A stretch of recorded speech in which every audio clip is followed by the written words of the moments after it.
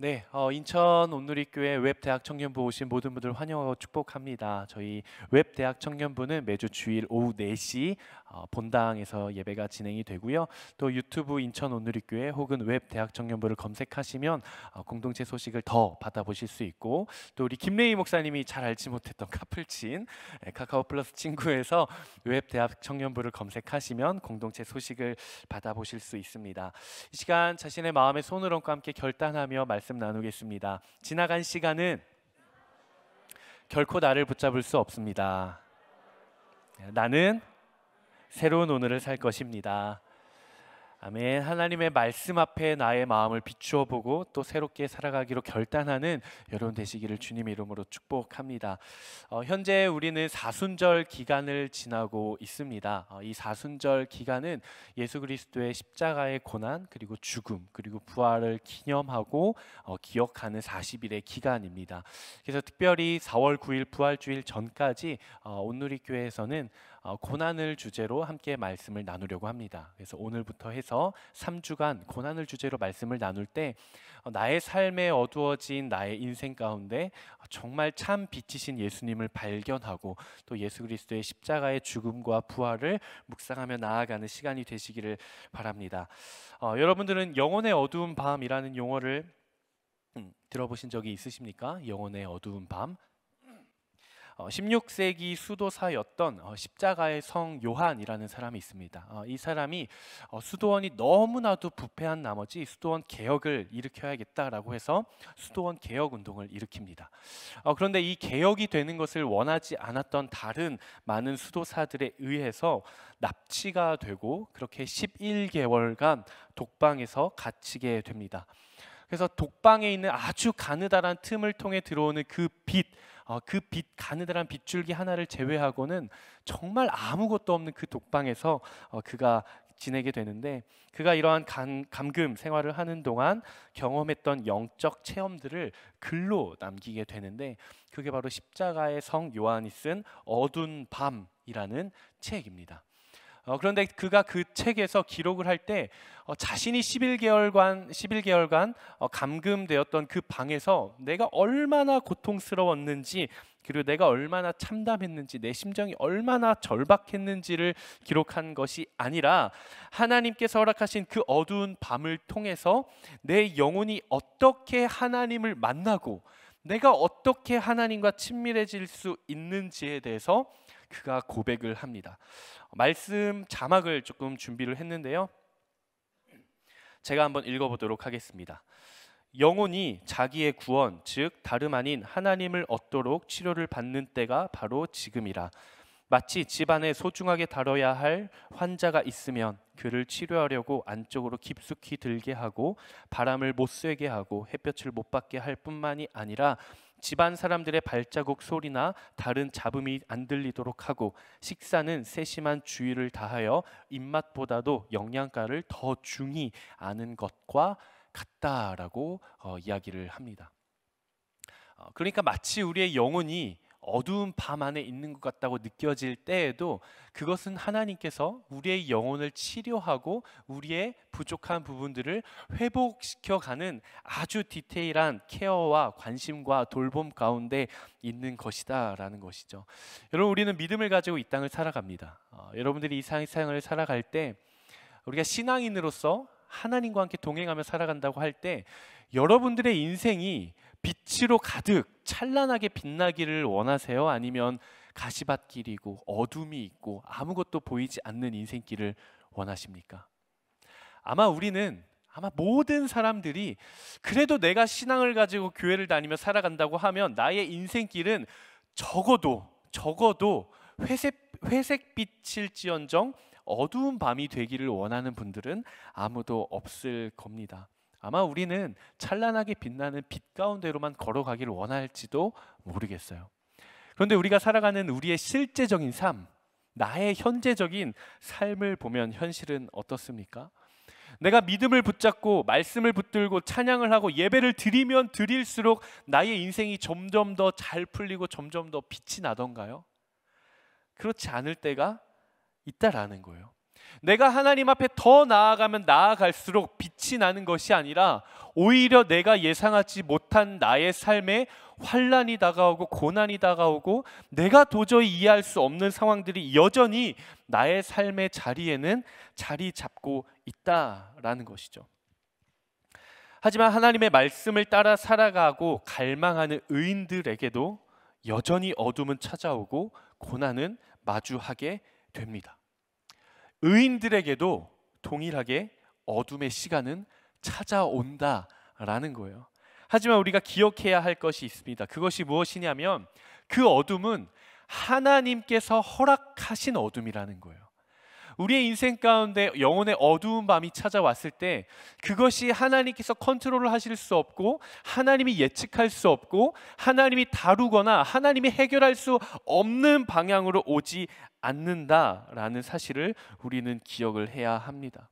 그렇기 때문에 오히려 우리는 고난의 어두운 밤을 통해 우리의 모든 허물을 벗어버리고 우리의 유일한 소망의 빛이신 예수님을 발견할 수 있어야 하는 것이죠. 이 사실을 가장 잘 알았던 사람이 바로 오늘의 시편을 지은 저자인 다윗입니다. 우리가 생명의 삶 큐티책도 현재 다윗의 삶을 나누고 있는데 그의 빛이 찬란하던가요? 그 인생의 빛이? 그렇지 않아요. 자신을 죽이려고 쫓아오는 사울을 향해 끊임없이 도망쳐 다니는 도망의 인생입니다. 우리가 잘 알고 있는 것처럼 다윗은 인생의 가장 어두웠던 어둠의 시기와 인생의 가장 찬란하게 빛났던 찬란한 시기, 즉 영혼의 어두운 밤과 찬란한 아침을 모두 경험했던 사람이에요. 그가 지은 이 시편 13편은 성경에 있는 시편들 중에 대표적인 비탄 시입니다. 오늘 본문은 13편인데 비탄 시라고 하는 것은 깊은 슬픔 그리고 깊은 탄식에 잠겨서 노래한 시편이다. 그가 비탄 가운데 지은 시다라고 해서 비탄 시라고 합니다. 이 비탄 시에는 세 가지 요소가 있는데요. 바로 탄식과 간구와 찬양이에요. 비탄 시라고 하면 탄식, 간구, 찬양, 이 세 가지가 13편에 가장 뚜렷하게 나타납니다. 제가 13편의 구조를 자막으로 준비를 좀 해봤습니다. 오늘 본문이 13편 1절에서 6절까지의 말씀인데 1절에서 2절까지는 다윗의 탄식이 등장을 합니다. 고난을 직면한 다윗의 탄식과 절규가 나오고 3절에서 4절은 하나님께서 그를 구원해 주실 것에 대한 간구와 호소가 나옵니다. 하나님 저를 건져 주십시오. 그리고 마지막 5절에서 6절은 자신의 기도가 하나님 앞에서 반드시 응답될 것이라는 것을 기대함으로 기쁨의 찬양으로 나아갑니다. 사실 오늘 본문의 다윗이 구체적으로 어떤 상황 가운데 그가 지은 시인지는 우리가 잘 알 수 없습니다. 왜냐하면 성경이 그것을 말하고 있지 않기 때문에. 하지만 분명한 것은 다윗이 일생일대의 위기 그리고 고난 가운데 그가 직면해 있다라는 것을 우리가 알 수 있죠. 오늘 본문 1절 2절 말씀 다윗의 탄식이 나오는 1절 2절 말씀을 개역 개정으로 한번 보면 이렇게 나오는, 한번 여러분들과 제가 함께 읽어보도록 하겠습니다. 시작.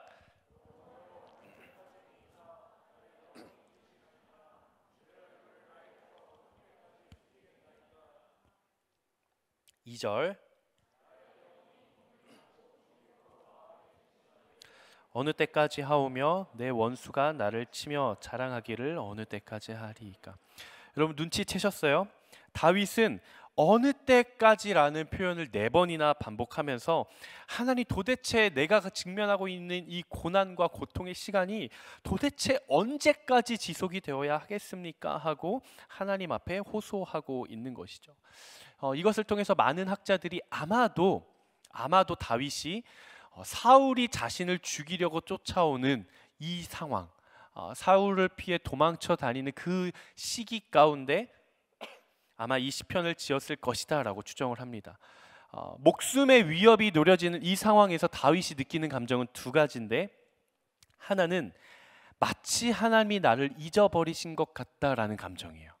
내가 마주하고 있는 이 고난, 내가 마주한 이 환난 가운데 내가 그 상황을 직면할 때 마치 하나님이 나를 잊어버리신 것만 같다라는 감정. 그리고 두 번째 감정은 하나님께서는 더 이상 나와 함께 하시지 않는 것 같다라는 이 두 가지 감정을 다윗이 느끼고 있습니다. 여러분, 그런데 이 다윗의 감정이 사실 우리와 굉장히 비슷하지 않으세요? 청년 사역을 하다 보면 청년들이 찾아와요. 목사님, 언제 한번 만날 수 있을까요? 신방 약속을 잡아요. 그러면은 10개 중에 1개 정도는 기쁜 소식이고요. 9개 정도는 삶이 너무 힘들어서 찾아오는 청년들이 대부분입니다. 근데 그 청년들이 와서 제게 하는 말이 공통된 것이 바로 그거예요. 목사님, 제가 이러한 어려운 상황 가운데 있는데요, 하나님이 저와 함께 하시지 않는 것 같아요. 제 삶에서 하나님을 찾을 수가 없어요 라는 말을 많이 합니다. 고난과 고통이라는 것은 이 땅을 살아가는 크리스천들에게는 굉장히 실제적인 문제입니다.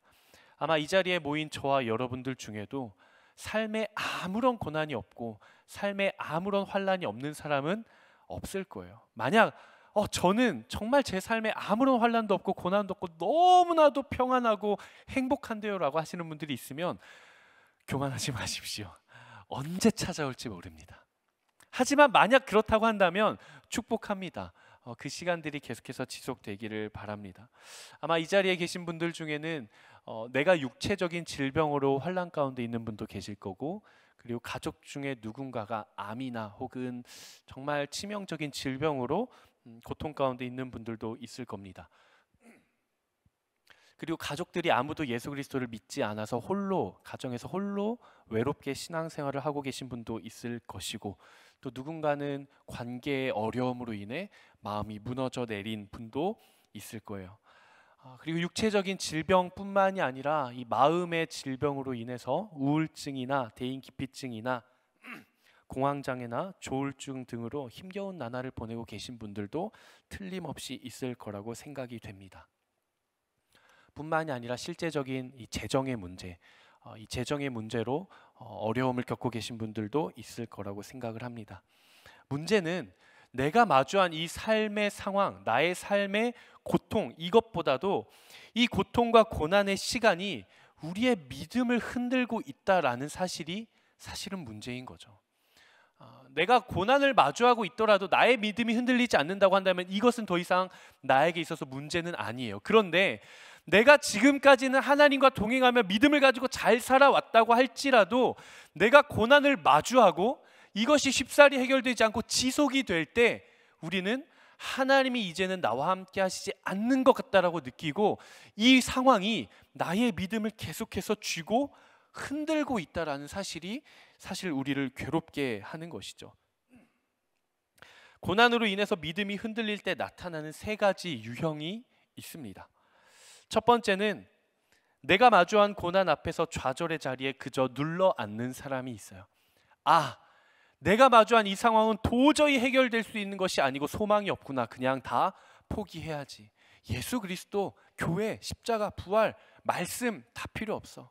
그냥 내 인생은 끝났어 라고 좌절해버리는 사람이 있습니다. 그리고 두 번째는 좌절의 자리에서 나아가 기도의 자리로 나아가는 사람들이 있어요. 그 순간에도 나의 믿음이 흔들리려고 할 때 흔들리는 나의 믿음을 다시 한 번 더 부여잡기 위해 예배의 자리로 나가고 말씀의 자리로 나아가고 기도의 자리로 나아가는 사람들이 있어요. 사실 이 모습이 대부분의 크리스천들의 모습입니다. 아마 이 모습이 저와 여러분들의 모습이지 않을까 싶어요. 그런데 이보다 더 나아가는 사람이 있습니다. 세 번째는 기도의 자리에서 더 나아가 찬양의 자리로까지 나아가는 사람이 있어요. 여기서 말하는 찬양의 자리라는 것은 우리가 예배 때 같이 찬양하는 그 찬양의 자리가 아니라 나의 삶이 해결될 것을 확신을 가지고 하나님을 노래하는 사람이에요. 여전히 나의 삶에는 고난이 있고 삶에 문제가 있지만 그럼에도 불구하고 내가 날마다 노래하며 살아가는 사람이에요. 그 사람이 바로 이 세 번째 유형에 해당되는 사람입니다. 여러분은 과연 어느 유형에 해당이 되십니까? 저는 여러분들이 세 번째 유형에 해당되기를 주님의 이름으로 축복합니다. 오늘 본문에 등장하는 다윗은 고난 가운데에서도 하나님을 찬양하는 사람이었어요. 현재의 상황은 비록 암울하고 답이 도저히 보이지 않고 참담하지만 언제 목숨을 빼앗길지 모르는 상황이었음에도 불구하고 그는 하나님을 찬양하고 하나님으로 인해 기뻐할 수 있는, 기도의 자리에서 더 나아가 찬양의 자리까지 나아갈 수 있는 사람이었다라는 거예요. 저를 따라해 보시겠습니다. 고난 속에서도 하나님으로 인해 기뻐하는 자가 인류다. 아멘. 저는 여러분들이 삶의 고난이 찾아온다고 할지라도 그 가운데에서도 상황을 통해 기뻐하는 것이 아니라 하나님을 통해 기뻐할 수 있게 되기를 주님의 이름으로 축복합니다. 구약의 선지자들 중에 하박국 선지자를 혹시 아세요? 하박국이라고 하는 선지자가 있습니다. 그의 유명한 믿음의 고백이 있죠. 우리가 찬양으로도 잘 알고 있는 무화과 나무가 무성하지 못하고 포도나무에 열매가 없고 감람나무에 소출이 없어도 난 여호와로 말미암아 즐거워하리라는 고백을 하박국 선지자가 했어요. 그래서 우리가 찬양을 하잖아요. 뭐죠? 무화과 나무가 무성하지 못하며 포도나무에 열매가 막 이렇게 하면서 있어요. 교회 학교를 다니신 분들은 아실 거예요. 굉장히 즐겁게 막 율동을 하면서 찬양을 하는데 한 번쯤은 우리가 믿음을 가진 사람들이라면 한 번쯤은 진지하게 생각해 봐야 돼요. 정말 내 삶에 아무런 열매가 없고, 그 말씀을 읽어가다 보면 뭐라고 하냐면요, 외양간에 소가 없고 밭에 먹을 것이 없어도 난 여호와로 말미암아 즐거워하리, 이렇게 고백을 해요. 우리가 기쁨으로 신나서 찬양을 하지만 진짜 이 고백이 나의 인생이 고백이 될 수 있는가? 나는 아무것도 이룬 것이 없고 내가 먹을 것이 아무것도 없고 내가 입을 것이 아무것도 없고 내가 가진 것이 아무것도 없을지라도 나는 오직 여호와 하나님 한 분으로 말미암아 기뻐할 수 있는 삶을 살아갈 수 있는가? 이 질문이 우리 안에 있어야 하는 것이죠. 오늘 본문의 다윗은 그랬습니다. 그가 비록 탄식과 절규 가운데 있어서 자신이 처한 상황 앞에서 불순종과 원망의 외침보다는 오히려 하나님에 대한 구원의 확신과 소망과 희망과 기쁨을 가지고 하나님 앞에 나아간 거예요. 그러니까 그는 좌절의 자리에 눌러 앉아버리는 것이 아니라, 생명을 위협받는 그 자리에 그냥 삶을 포기해버리는 것이 아니라 하나님의 구원에 대한 확신으로 도약하기 위한 발판의 외침으로 하나님을 찬양하고 하나님을 노래하고 하나님을 기뻐하는 것이죠. 우리가 잘 알고 있는 영국의 희극 배우이자 영화 감독이었던 찰리 채플린이 있습니다. 이 찰리 채플린이 이렇게 이야기를 했죠. 인생은 가까이서 보면 비극이지만 멀리서 보면 희극이다라고 이야기를 했어요. 인생은 가까이서 보면 비극이지만 멀리서 보면 그래도 제법 웃으며 지낼 수 있을 만한 희극이다라고 이야기를 해요.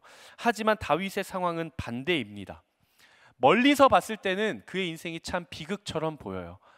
목숨의 위협이 언제 뺏길지 모르고 도망자의 신세로 살아가고, 다른 나라 이방 왕에 가서 수치를 겪고 침을 질질 흘리면서 미친 사람 척 하며 행세를 하며 살아갔던 그 다윗, 그의 인생은 비극처럼 보입니다. 하지만 그의 인생 가까이 들어가 보면, 그의 심령 가까이 들어가 보면 그는 희극이었어요. 왜냐? 그에게는 하나님과의 깊은 교제와 만남이 있었기 때문에 그렇습니다. 여러분, 이 땅을 살아가는 크리스천들의 삶이 바로 이러합니다. 사랑하는 모든 가족 여러분, 기억하시기를 주님의 이름으로 축복합니다. 하나님의 뜻을 따라 살아가는 우리의 인생은 비록 멀리서 봤을 때에는, 세상이 바라봤을 때에는 절망 가운데 있고 안타깝고 비극처럼 보일지라도 우리의 삶의 자리 깊은 곳으로 가보면 하나님과의 교제, 하나님과의 만남, 내가 그 상황을 통해서 하나님을 만나는 그 깊은 자리로 나아가 보면 우리의 삶은 희극인 것이죠. 한번 나의 삶을 가슴에 손을 얹고 나의 삶을 향해 이렇게 선포해 보겠습니다. 내 삶은 멀리서 보면 비극처럼 보여도 가까이서 보면 희극이다. 아멘. 그것도 최고의 희극입니다. 하나님께서 그의 가장 가깝고도 가장 깊은 곳 가운데로 찾아와 주시고 만나 주시고 말씀해 주시고 그를 위로해 주시기 때문에 그렇습니다. 그렇다면 과연 우리의 삶에 찾아오는 이 실제적인 문제인 환난, 고난, 고통, 문제, 이 삶의 문제들을 대할 때 우리는 어떻게 해야 하는가, 오늘 짧게 세 가지로 나누어 보기를 원하는데요. 첫 번째, 우리의 삶의 고난과 시련이 찾아왔을 때 우리는 하나님의 변함없는 사랑을 의지해야 합니다.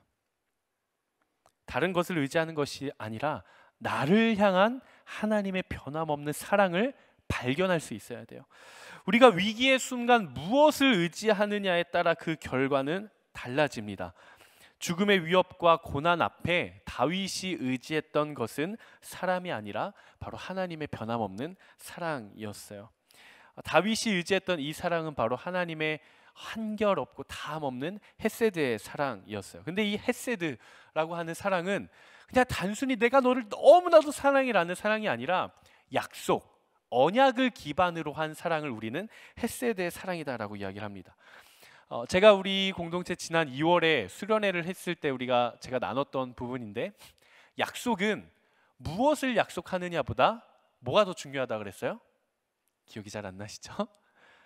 약속은 무엇을 약속했느냐보다 누구와 약속했느냐가 더 중요하다라고 제가 말씀을 드렸습니다. 그 약속을 해준 사람이 그걸 지킬 만한 사람인가, 그걸 지킬 수 있을 만한 능력이 있는가, 그게 굉장히 중요하기 때문에 그래요. 그래서 제가 수련회 때 이렇게 나눴어요. 여러분, 정말 이 땅 가운데 믿음을 가지고 생활하는 여러분들이 너무나도 자랑스러워서 제가 여러분들의 삶의 지원비로 1,000만 원씩을 다 지급해 드리겠습니다 라고 한다고 해서 여러분들이 기뻐할까요? 기뻐하지 않아요. 바로 이런 분위기예요. 그냥 그렇구나, 이렇게 들어와서 이쪽으로 나가는. 왜 그래요? 누가 봐도 그럴 만한 능력이 저에게는 없기 때문에 그래요. 저도 1,000만 원이 없는데 누굴 제가 1,000만 원을 드리겠어요? 그런데 일론 머스크나 빌 게이츠나 정말 우리나라의 재벌가의 회장이 뉴스를 통해 선포되는 거예요.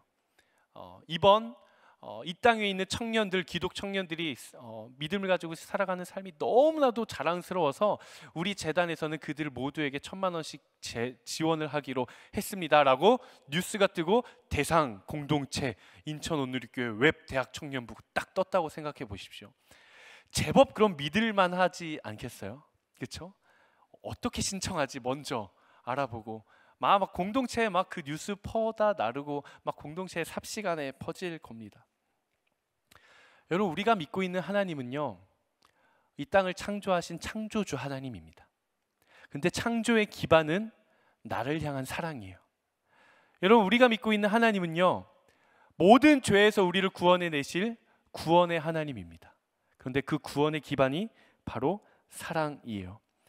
우리를 향한 하나님의 사랑은 연인 사이에 느끼는 그 감정 이상의 것입니다. 나를 향한 하나님의 사랑은 나와 부모와의 느끼는 그 끈끈한 사랑 이상의 것이에요. 영원히 변하지 않는, 그 무엇보다 강력해서 그 어떤 것으로도 끊을 수 없는 하나님의 약속을 기반으로 한 헤세드의 사랑이에요. 이걸 가리켜서 사도 바울은 로마서에서 이렇게 이야기를 합니다. 로마서 8장 38절 39절 말씀이에요. 나는 확신합니다. 죽음이나 생명도 천사들이나 악마들도 현재의 일이나 장래의 일이나 어떤 능력도 높음이나 깊음이나 다른 어떤 피조물도 그리스도 예수 우리 주 안에 있는 하나님의 사랑에서 우리를 끊을 수 없습니다. 하물며 생명이나 죽음조차도, 하물며 천사들이나 악마조차도 우리를 향한 하나님의 사랑을 끊을 수 없다라고 이야기를 하는 것이죠. 우리가 하나님 앞에 나아가 고백할 때도 마찬가지예요. 하나님은 우리의 있는 모습 그대로를 원하십니다. 때론 우리가 하나님 앞에 나아가 기도할 때 체면을 차릴 때가 너무 많아요. 너무 점잖고 격식 있고 하나님 앞에 나아가 창조를 만드신 아버지 하나님이시여 이러면서. 근데 하나님은 우리의 있는 모습 그대로를 원하신다라는 거예요. 비록 우리의 모습이 죄 아래 허덕인다고 할지라도 그 모습 그대로를 원하세요. 우리의 삶에 너무나도 구멍이 많아서 구멍투성이일지라도 하나님은 그 구멍을 원하시는 거예요. 하나님은 내가 구멍을 메꿔가지고 와서 이걸 해결해 달라고 하는 것이 아니라 그 구멍 채로 들고 오기를 원하십니다. 왜요? 하나님은 그 구멍을 완전히 메꿔주실 수 있는 능력이 있는 분이기 때문에 그렇습니다. 사랑하는 여러분, 우리 인생 가운데 고난을 직면하셨습니까? 다른 것을 의지하지 마십시오. 사람을 의지하지 말고 상황을 의지하지 마십시오. 다른 것을 의지하는 것이 아니라 그 고난의 상황을 통해서도 끊을 수 없는 나를 향한 하나님의 변함없는 그 사랑을 의지하십시오. 하나님께서 나를 사랑하시면 나를 결코 내버려 두시지 않으십니다. 어떤 상황에서도 하나님은 여러분들을 결코 그대로 내버려 두시지 않으세요. 왜요? 여러분들을 사랑하겠다고, 여러분들을 세상 끝날까지 항상 함께 하겠다고 약속해 주셨기 때문에 그렇습니다. 하나님께서 우리를 반드시 회복시키시고 우리의 삶에 갚아주실 줄로 믿습니다. 그렇게 우리가 상상하지도 못할 하나님의 경륜을 경험하는 여러분 되시기를 주님의 이름으로 축복합니다. 우리의 삶에 고난이 찾아왔을 때 우리는 어떻게 해야 하는가? 두 번째, 하나님의 전능하신 능력을 의지하라입니다.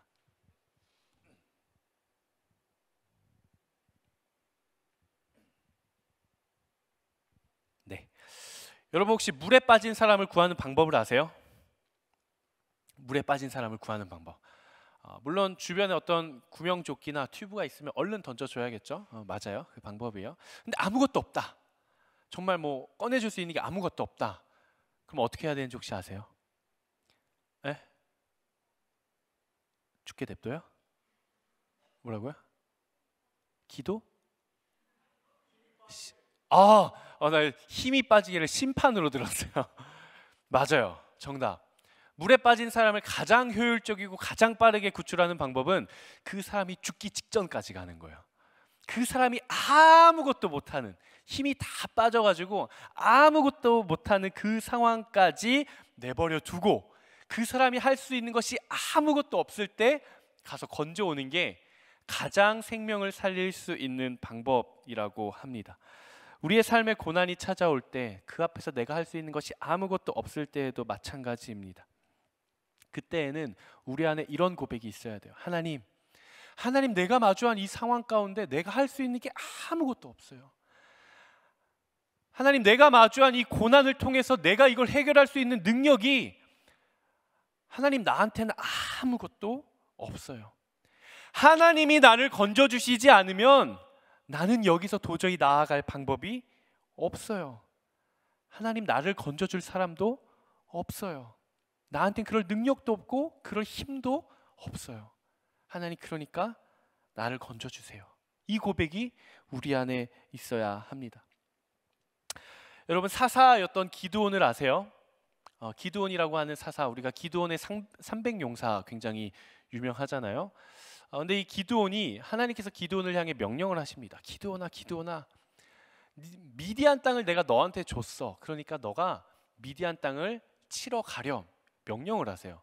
근데 대부분의 사람들, 특히 우리가 지금 큐티를 통해 묵상하고 있는 다윗은 하나님이 다윗아, 내가 이 땅을 너한테 줬으니까 가 하면 다윗은 그냥 바로 가요.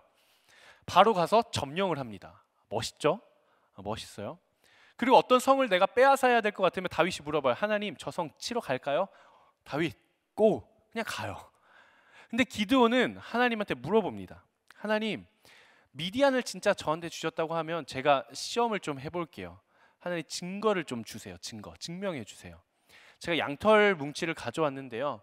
하나님, 진짜 이게 하나님의 뜻이면 이 양털 뭉치가 촉촉하게 젖고 나머지 땅은 바짝 마르게 해주세요 라고 요구를 합니다. 감히 하나님 앞에. 하나님이 어떻게 하세요? 들어주십니다. 들어주세요. 그러자 기드온이 또 한 번 요구를 해요. 하나님, 화내지 마시고요, 한 번만 더 요구를 할게요. 하나님, 이번에는 반대로 해가지고요, 양털 뭉치만 마르고 나머지 주변 땅이 젖게 해주세요 라고 해요. 그렇게 될까요? 그렇게 됩니다. 이게 그 유명한 기드온의 양털 뭉치 시험이라고 이야기를 합니다. 근데 여러분 한번 생각해 보십시오. 이 기드온의 행동, 하나님의 말씀과 하나님의 명령 앞에서의 이 기드온의 행동은 하나님의 말씀 앞에서의 순종으로 비롯한 행동이었을까요? 아니면 불순종으로 비롯한 행동이었을까요? 뭐라고? 한 번 더? 자, 손 들어 봅시다. 순종. 아니다, 불순종이다. 딱 반반으로 나뉘네요. 제가 이 본문을 가지고 순장으로 있을 때 순원들이랑 토론을 했어요. 과연 이게 순종으로 비롯한 행동일까, 불순종으로 비롯한 행동일까. 그때도 딱 반반으로 나뉘더라고요. 제가 23살이었던 것 같아요. 23살. 이게 너무 궁금한 거예요. 말씀을 묵상을 하는데 다른 사람들은 하나님의 명령이 있으면 그냥 바로 즉각적으로 순종을 하는데 기드온은 자꾸 하나님을 시험하는 거예요. 이렇게 해주세요, 저렇게 해주세요. 그래서 이 모습이 과연 순종으로 비롯한 모습이었을까, 불순종으로 비롯한 모습이었을까 너무 궁금한 거예요. 답을 내리지를 못하겠더라고요. 그래서 제가 그때 제 모교의 청년부에 강사로 오셨던 장로회 신학대학교의 한국일 교수님이 계세요. 저는 김한국이고 그분은 한국일이에요. 그래가지고 제가 그 교수님을 기억을 했어요. 마침 그분의 번호도 어떻게 알게 됐어요. 그래서 그때 당시에는 이제 문자였는데 23살에 문자를 했어요. 교수님한테. 일면식도 없는 교수님한테. 저는 예를 들면 인천 온누리교회 웹대학 청년부의 누구누구인데요. 기드온이 이렇게 했잖아요. 도대체 이게 순종으로 비롯한 행동인가요? 불순종으로 비롯한 행동인가요? 질문을 했어요. 답이 왔습니다. 교수님께서 말씀을 해주셨어요. 뭐라고 말씀을 해주셨냐? 기드온은 순종해서 그 말씀을 요청한 겁니다 라고 이야기를 해주셨어요. 딱 거기까지였어요. 그래서 제가 그럼 기드온은 하나님의 말씀 앞에 순종하는 마음으로 그 양털뭉치 시험을 요청했으면 과연 기드온이 어떤 마음이었길래 하나님 앞에 그렇게 나아갔을까를 가지고 기드온을 묵상해 보기 시작을 했습니다. 그러니까 기드온의 마음을 알겠는 거예요. 나는 능력이 없고 나는 할 수 있는 게 없고 내가 이 땅 최고의 장수도 아니고 내가 전략가도 아니고 내가 가진 것이 없는데 하나님은 저 큰 성 미디안을 치라고 하시는 거예요. 이해는 하고 믿음으로 나아가고 싶은데 연약한 나머지, 인간인 나머지 이 상황 앞에 담대하게 나아갈 수 있는 걸음이 도저히 내가 떨어지지가 않는 거예요. 그래서 기드온은 하나님 앞에 요청을 합니다. 상황에 대한 두려움 앞에서 자신의 능력을 의지하기보다 하나님의 능력을 의지하는 거예요. 하나님, 제 안에 있는 이 두려운 마음이 떠나갈 수 있게 해주십시오. 하나님, 제가 당장에 나아가고 싶어도, 이 상황을 해결하고 싶어도 하나님, 저는 연약하고 저는 할 수 있는 것이 아무것도 없습니다. 그래서 저는 너무 두렵습니다. 그러니 하나님, 하나님께서 저와 함께하고 계시고 하나님께서 이것을 행하실 것이라는 확신을 제게 한 번 더 부어주십시오. 마치 물에 빠진 사람처럼 하나님, 저는 하나님 아니면 안 됩니다. 하나님 아니면 안 됩니다. 하나님을 붙잡길 원합니다. 이러한 간절한 마음 가지고 나아가는 것이죠. 즉 기드온은 상황에 대한 불신앙이 아니라 내가 마주한 상황에서 내가 내 안에 찾아오는 이 두려운 마음에서 하나님의 말씀을 따라가기로 결단하는 확신으로 도약하기 위한 발판으로 삼았던 것이죠. 사랑하는 우리 모든 웹대학 청년부의 가족 여러분, 그리고 인천 온누리교회 모든 성도 여러분, 고난이 찾아오면 우리 안에 가장 먼저 찾아오는 것은 두려움입니다. 우리 안에 환난이 찾아오면 우리 안에 가장 먼저 찾아오는 것은 근심이에요. 우리의 영혼이 두려움과 근심으로 가득 차게 되는 순간 가장 먼저 하나님의 능력을 의지하게 되시기를 주님의 이름으로 축복합니다.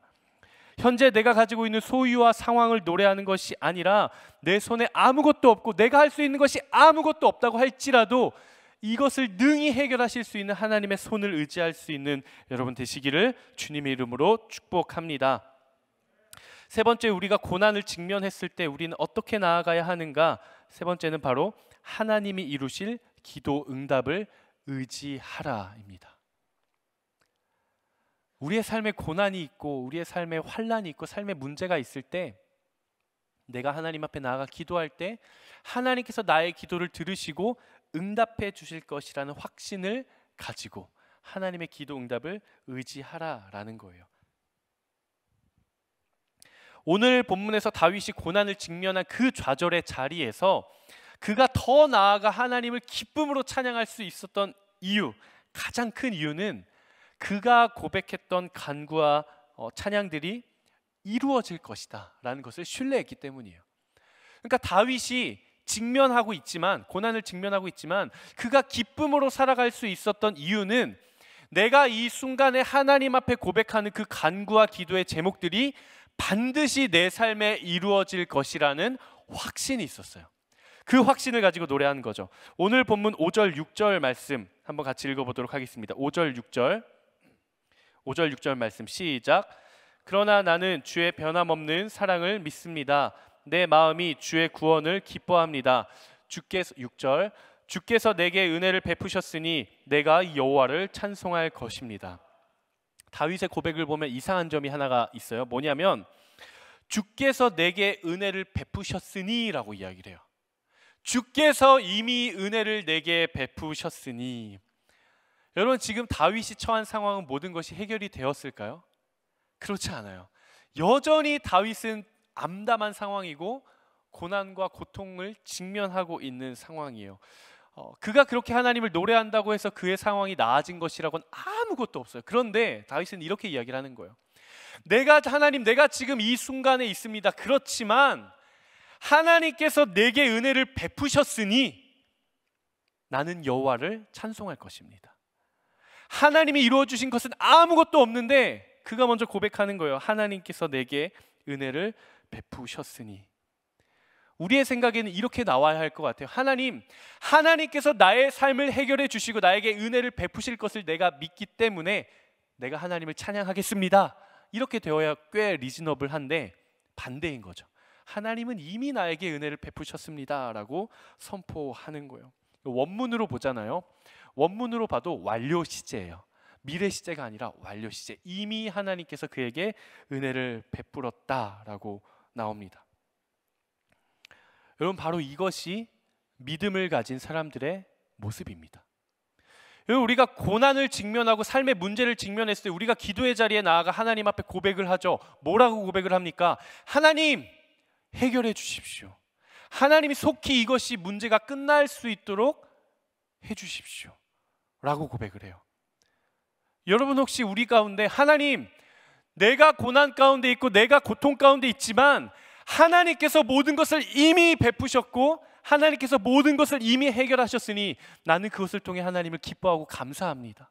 하나님 감사합니다 라고 기도의 자리로 나아가 고백하시는 분이 계십니까? 저도 잘 안 돼요. 하지만 저는 감히 여러분들에게 도전합니다. 여러분들이 처해 있고 여러분들이 마주하고 있는 삶의 문제와 그 고난을 하나님 앞에 모두 다 던지십시오. 내가 아무것도 가지지 않고 전부 다 하나님 앞에 던지십시오. 그리고 이렇게 고백하는 거예요. 하나님, 내가 하나님 앞에 던진 이 모든 기도의 제목들을 이미 응답해 주시니 감사합니다. 하나님이 이 모든 것을 이미 해결해 주신 것에 대해 내가 기뻐하고 기뻐하겠습니다. 하나님 감사함을 가지고 내가 하나님의 이름을 찬송하겠습니다 라고 고백할 수 있는 여러분 되시기를 바라겠습니다. 히브리서 기자는 이렇게 이야기를 합니다. 히브리서 11장 6절 말씀인데요, 저와 여러분들이 한번 같이 읽어보도록 하겠습니다. 시작. 믿음이 없이는 하나님을 기쁘시게 하지 못하나니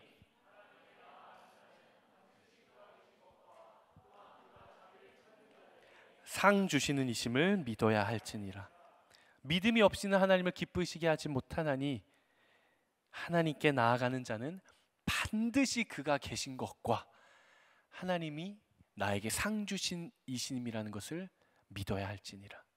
내가 고난 가운데 있고 여전히 나의 삶에 해결되지 않는 문제가 있다고 할지라도 그 상황 앞에, 그 순간 앞에 하나님이 나를 떠난 것처럼 느껴지고 하나님이 나를 잊어버린 것처럼 느껴지는 그 순간에도 그가 반드시 계신 것과 그가 나에게 상 주시는 이심을 믿으시는 여러분 되시기를 주님의 이름으로 축복합니다.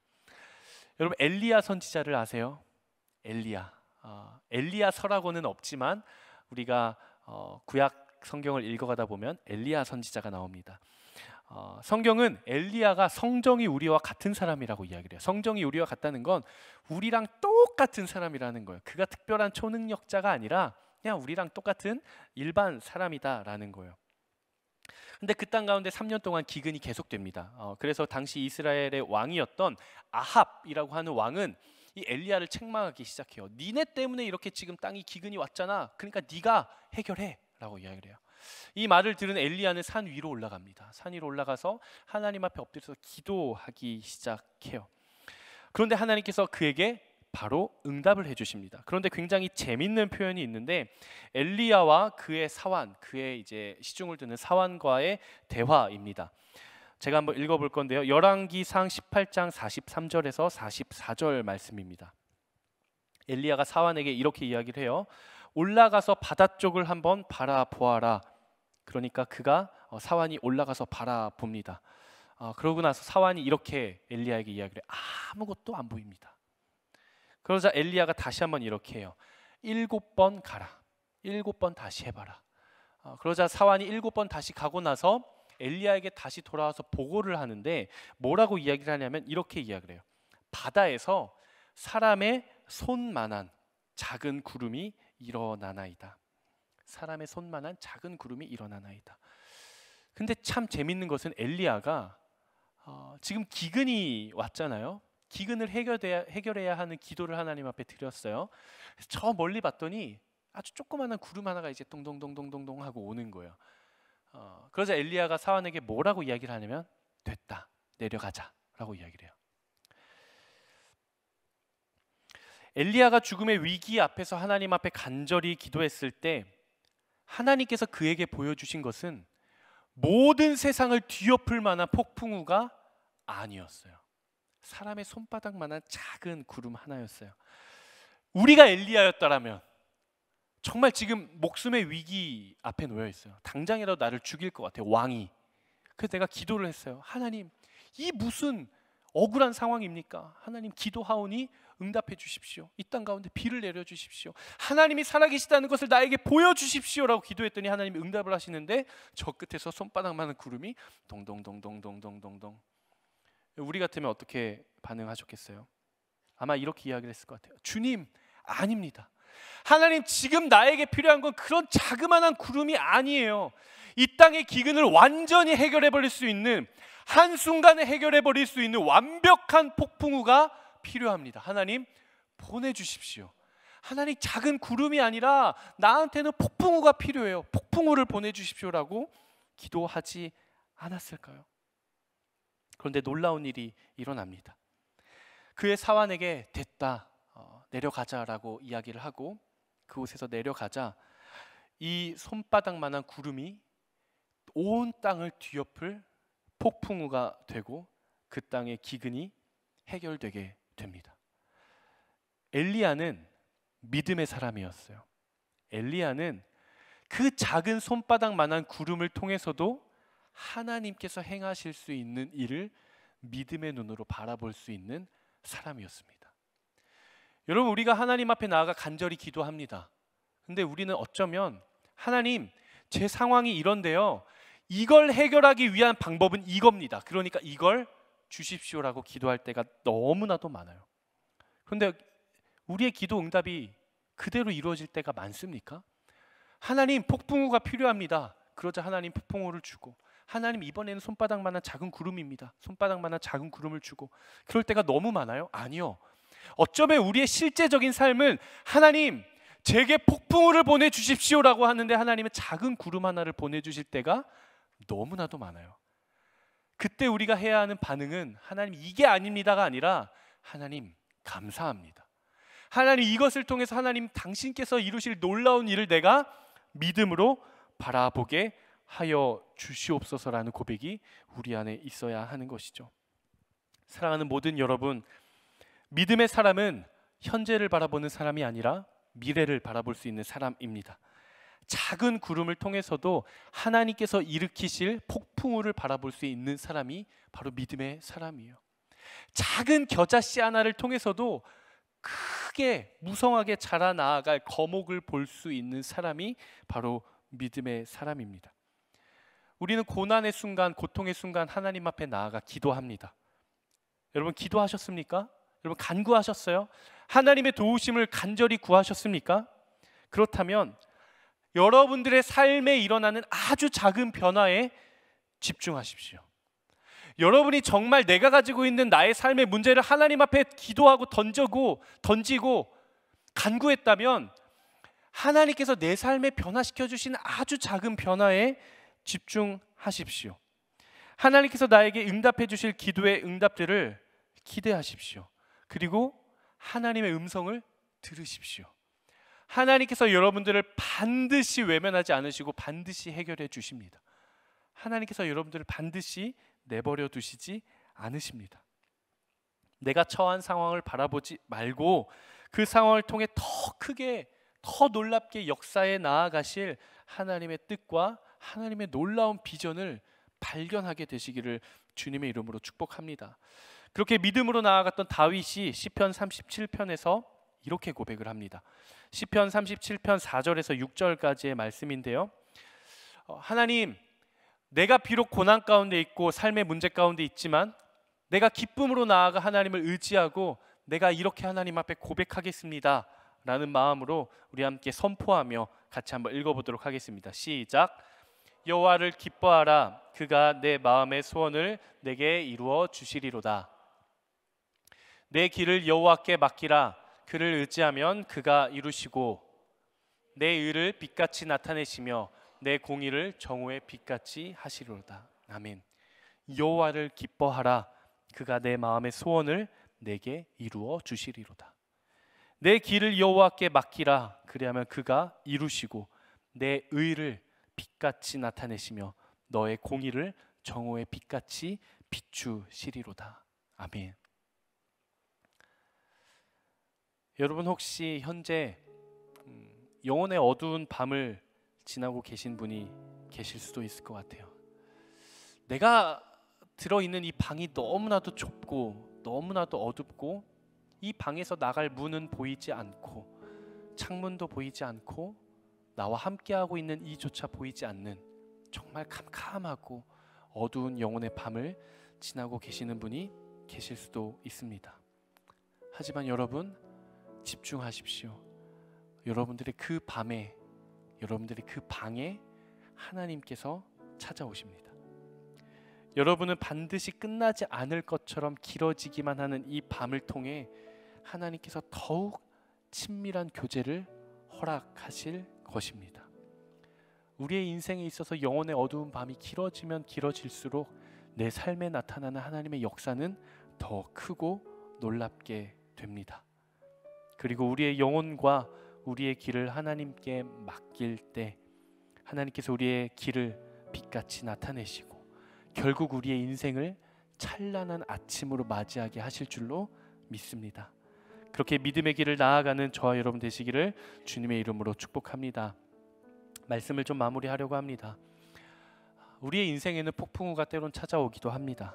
그런데 우리의 인생에 찾아오는 폭풍우는 우리의 삶을 뒤덮어버리고 망가뜨리는 파도가 아니라 우리가 다시금 힘차게 날아오를 수 있게 하는 비상의 바람이 될 줄로 믿습니다. 여러분 우리의 인생 가운데 폭풍우가 몰아칠 때 그 바람으로 인해서 요동치는 파도를 바라보지 마십시오.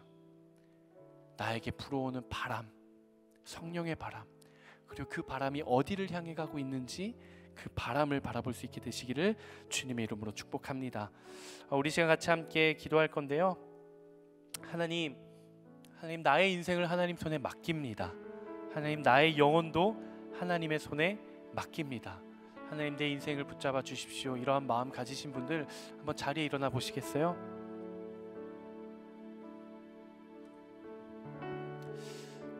우리 시간 함께 찬양하고 같이 기도할 건데요. 여러분들의 영혼을 하나님께 맡기십시오. 여러분들의 영혼을 어두운 방 안에 그대로 방치하지 마십시오. 하나님의 손에 맡기십시오. 그리고 우리의 인생을 하나님 손에 맡기십시오. 시간 함께 간구하며 고백하며 찬양하며 나아가도록 하겠습니다. 나의 영혼이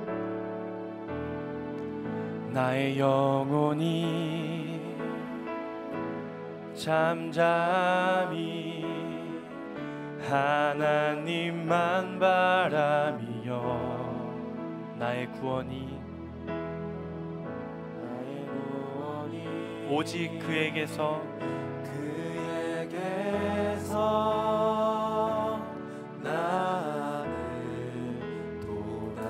나의 영혼아 잠잠히 하나님만 바라라. 나의 영혼아 잠잠히 하나님만 바라라. 나의 소망이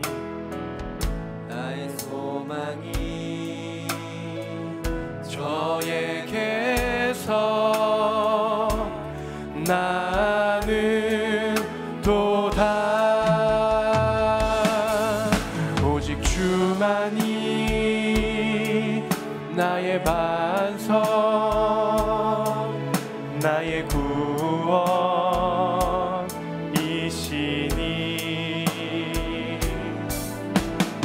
주만이 나의 산성, 내가 요동치 아니하니. 우리 시간 마음의 손을 얹고 한 번 더 고백하며 나아갑시다. 나의 영혼이 간절히, 나의 영혼이 간절히 여호와를 갈망하며, 나의 입술이 아멘. 여호와를 찬양하니. 나의 영혼이 즐거이, 나의 영혼이 즐거이 여호와를 따르니. 나의 평생의 여호와를, 아멘. 나의 평생의 여호와를 송축하리. 오직 주만이, 오직 주만이 나의 반석, 나의 구원이시니. 오직 주만이 나의 산성, 내가 요동치 아니하리. 나의 구원, 나의 영광, 나의 구원, 나의 영광 하나님께 있으니. 힘의 반석과 피난처 되시네.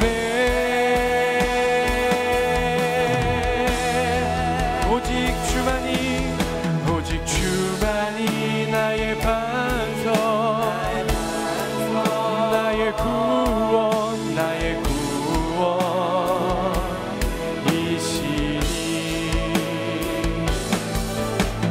주만이 나의 산성, 내가 요동치 않으니. 우리 시간 두 손을 주님 앞에 뻗고 함께 기도합시다. 오직 주만이, 오직 주만이 나의 반석, 나의 유일한 구원. 아멘, 아멘, 아멘. 나의 산성, 내가 요동치 아니하리.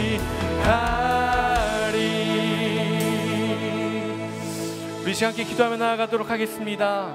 함께 기도하며 나아가실 때 하나님, 우리의 인생의 어두운 밤이 길어지는 이 순간에 더욱더 하나님 앞에 나아가게 하여 주시옵소서. 하나님, 상황을 바라보는 것이 아니라, 사람을 바라보는 것이 아니라 나를 사랑하시며 우리의 능력이 되시는 여호와 하나님 한 분만 구하며 나아가는 우리의 인생이 되게 하여 주시옵소서.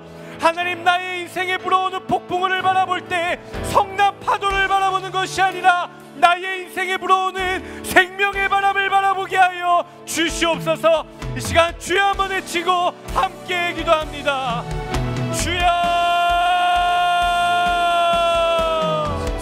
오 주님, 하나님, 우리의 인생을, 아버지, 우리의 영혼을 주님 앞에 맡깁니다. 하나님, 아버지를 기뻐하게 하여 주시옵소서. 여호와를 기뻐하며 나아갑니다.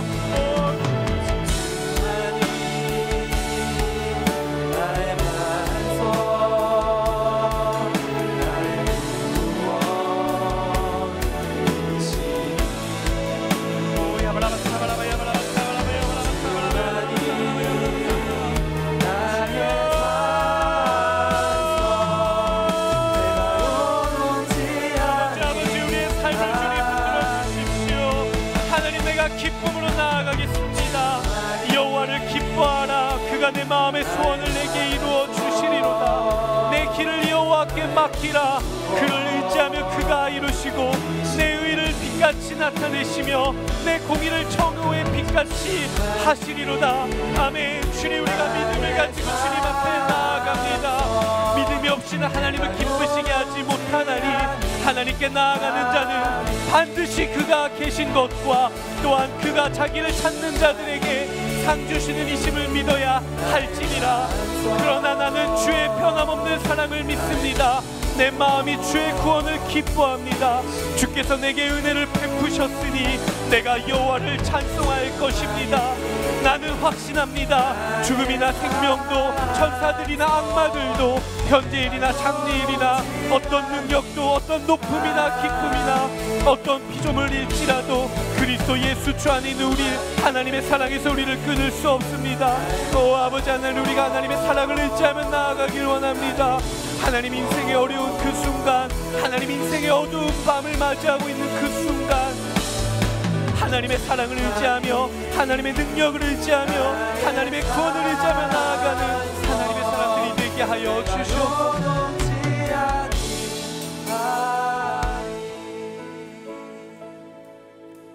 나의 반석이시오, 나의 피할 바위시오, 나의 산성이시오, 나의 구원이시오, 나를 건지시는 이시오, 나의 완전한 주인이신 하나님을 갈망합니다.